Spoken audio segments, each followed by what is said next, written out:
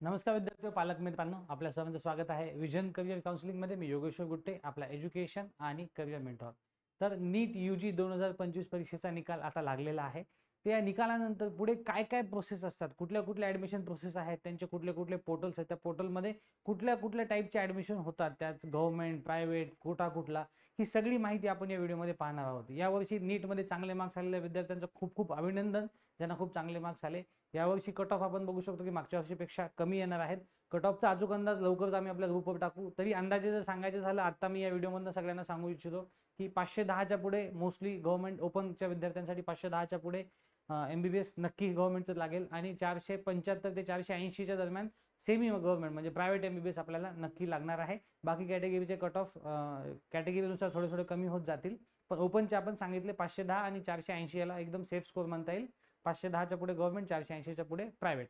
तर आता आपण जे काही आपला स्कोर आलेला आहे, आता ज्या विद्यार्थ्यांना 510 असतील, 480 असतील किंवा कमी असतील, त्या विद्यार्थ्यांनी नेमका कुठल्या कुठल्या प्रक्रियेमध्ये भाग घ्यायचा आहे, नेमका एक्झॅक्ट प्रोसेस किती असतात, त्यात कुठे कुठे भाग घ्यायला पाहिजे, हे सगळं आपण या व्हिडिओमध्ये बघणार आहोत. सर्व विद्यार्थ्यांची पालकांना विनंती आहे, त्यांनी हा व्हिडिओ काळजीपूर्वक शेवटपर्यंत पाहायचा आहे आणि यावर्षी नीट दिलेल्या विद्यार्थ्यांनी पालकांपर्यंत जास्तीत जास्त शेअर करायचा आहे, जेणेकरून कुठली प्रोसेस त्यांच्याकडनं मिस होणार नाही, त्यांच्याकडनं काही चूक होणार नाही. ओके, तर चला आपण सुरुवात करूया. या वर्षीच्या नेमक्या प्रोसेस किती आहेत आपण बघूया. हे बघा, इथे तुम्हाला एक इमेज दिसते. ओके, ऍडमिशन प्रोसेस आफ्टर नीट इथे तुम्हाला दिसतंय. आपण सगळ्यात पहिल्यांदा बघूया की जर आपल्याला MBBS आणि BDS आपल्याला जर करायचं असेल, MBBS आणि BDS ह्या दोन कोर्सेससाठी काय काय प्रोसेसेस असतात इथे आपण बघू शकतो. एक असते MCC मेडिकल काउन्सिलिंग कमिटी, म्हणजे ऑल इंडियाची जी प्रोसेस असते ती एक असते, आणि एक महाCET म्हणजे आपलं महाराष्ट्र CETचं एक पोर्टल असतं.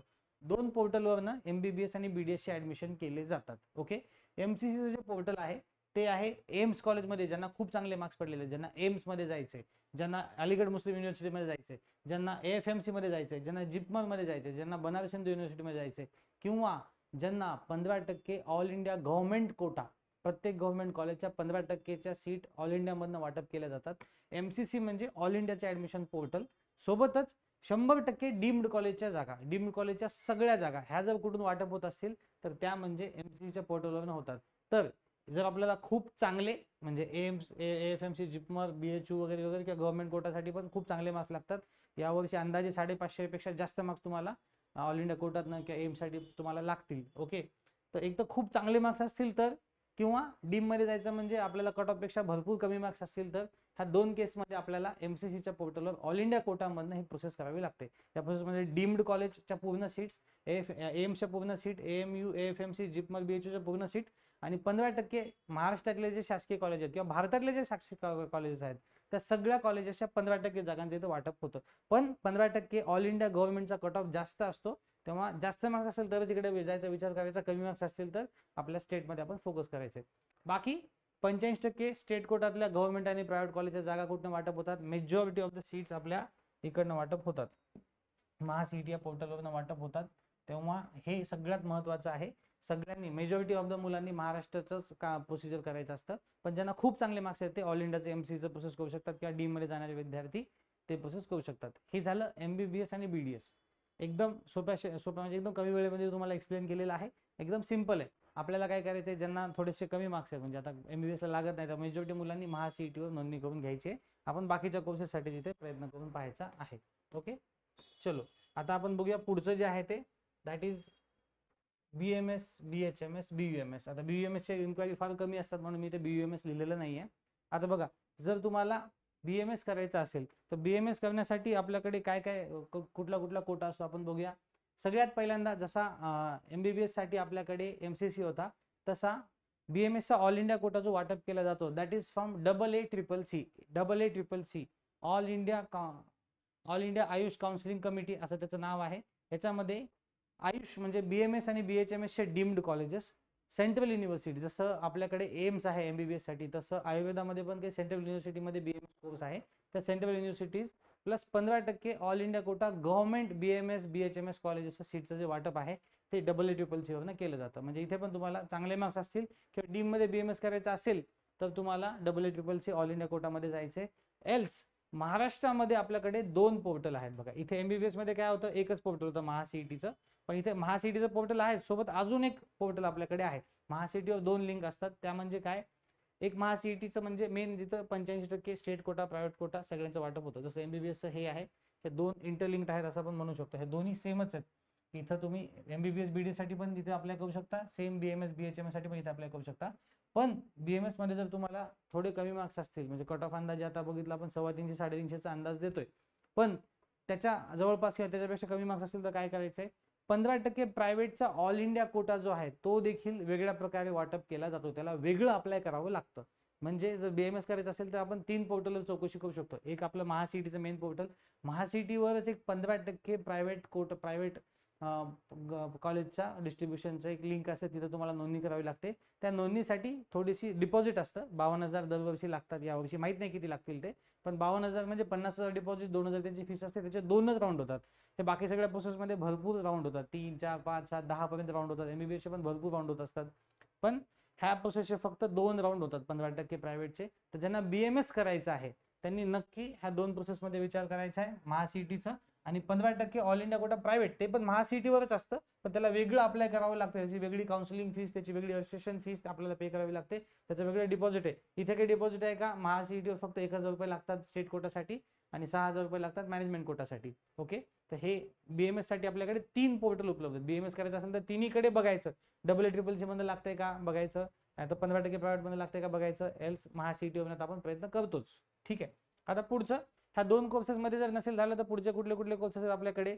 ज्या विद्यार्थ्यांना फिजिओथेरपी करायचे, ऑक्युपेशन थेरपी करायचे, स्पीच थेरपी करायचे, प्रोस्थेटिक ऑर्थोटिक्स करायचे, किंवा इतर काही मेडिकलचे कोर्सेस, एखादा कोर्स विसरला असू शकतो, त्या सगळ्यांसाठी काय महासीईटीचंच पोर्टल आहे. म्हणजे बघा, सगळ्या प्रोसेसमध्ये तुम्हाला एक पोर्टल कॉमन कुठलं दिसतंय? महासीईटी.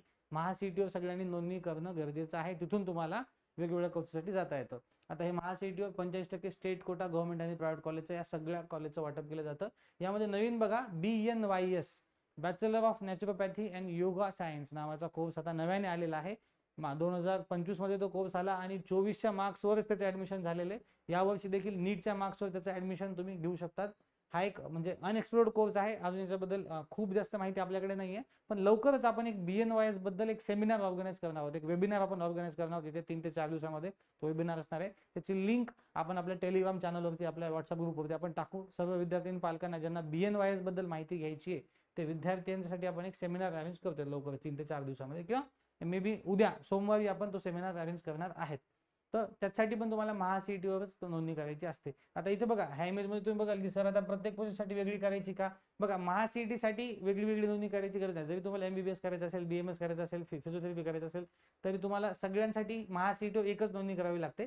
पण बाकीचे जे पोर्टल इथे दाखवलेले त्या पोर्टलसाठी वेगवेगळी नोंदणी करावी लागते. आता उरलेले 2 महत्त्वाचे कोर्सेस म्हणजे veterinary, bachelor of BVSC bachelor of veterinary science नावाचा जो कोर्स आहे, ज्याला आपण ॲनिमल डॉक्टर्स आपण ज्याला म्हणतो. तर व्हेटरनरीसाठी आपल्याकडे 2 पोर्टल आहेत. व्हेटरनरीच्या पण 15% गव्हर्नमेंट आणि प्रायव्हेटच्या जागा ज्या आहेत, महाराष्ट्रामध्ये फक्त गव्हर्नमेंट कॉलेजेस आहेत, पण बाहेरच्या राज्यात प्रायव्हेट कॉलेजेस असतात. त्यांच्या जागा ज्या आहेत त्या पण ऑल इंडिया कोटाला VCI नावाच्या पोर्टलवरून वाटल्या जातात, आणि ज्या महाराष्ट्रातल्या मेजॉरिटी ऑफ द सीट्स आहेत त्या मापसूच्या वेबसाईटवरून वाटल्या जातात. तर ज्यांना व्हेटरनरी करायचं असेल त्यांनी न चुकता, व्हेटरनरीची ॲड लवकरच येईल आता, व्हेटरनरीच्या 85% जागा स्टेट आणि स्टेट गव्हर्नमेंटच्या मापसूवरून वाटप केल्या जातात आणि 15% जागा VCI वरून केल्या जातात. म्हणजे ज्यांना व्हेटरनरी करायचं असेल त्यांनी या दोन्ही पोर्टलवर नोंदणी करायची. आता हे महासीईटीवर आहे का? नाही, हे वेगळे पोर्टल आहेत, त्या वेगळ्या वेबसाईट आहेत. व्हेटरनरीसाठी तुम्हाला 2 वेगळ्या वेबसाईटला अप्लाय करावं लागू शकतं. VCIचा कट ऑफ खूप हाय असतो, तेव्हा जास्त मुलांनी, मॅक्झिमम मुलांनी मापसूवर आपला प्रयत्न करून बघायचा. तुम्हाला व्हेटरनरी हवं असेल तर त्यामध्ये 70% 30% कोटा या प्रकारच्या संकल्पना अजूनही लागू आहेत.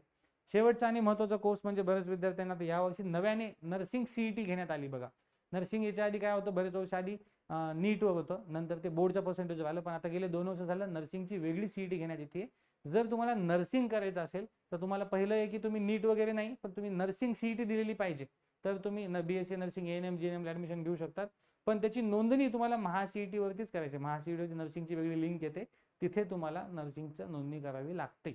ओके, ही झाली नीट नंतर जे भविष्यात मेडिकलचे कोर्सेस आहेत, मेडिकलमध्ये जे करिअर्स आहेत, त्या वेगवेगळ्या करिअरमध्ये कुठल्या कुठल्या स्ट्रीमसाठी कुठल्या कुठल्या पोर्टलवर नोंदणी करायची याबद्दलची माहिती.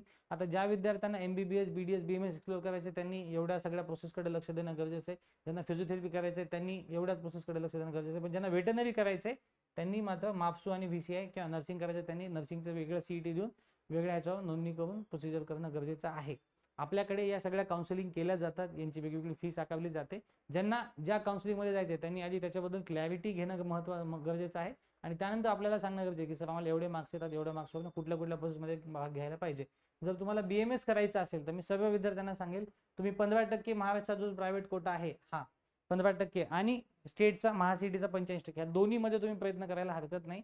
बऱ्याचदा पहिल्या राऊंडमध्ये 15%चा कट ऑफ जो असतो तो कमी असतो. तो कट ऑफ कमी असल्याने पहिल्या राऊंडमध्ये आणि राऊंड 2च होत असतात.